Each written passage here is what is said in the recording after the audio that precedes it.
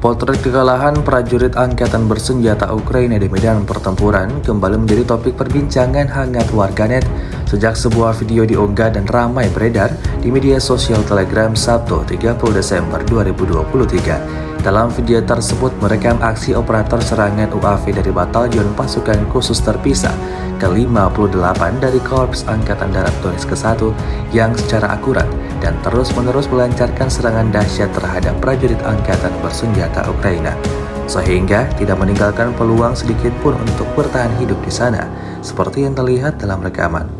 Drone Rusia berpindah-pindah dari satu titik ke titik yang lain untuk menghabisi pasukan lawannya. Dan benar saja, tampak dalam rekaman satu persatu militer Ukraina tumbang saat dilempari granat dari drone Rusia. Tidak diketahui pasti ada berapa total kaum nasionalis Ukraina yang tewas dalam insiden ini.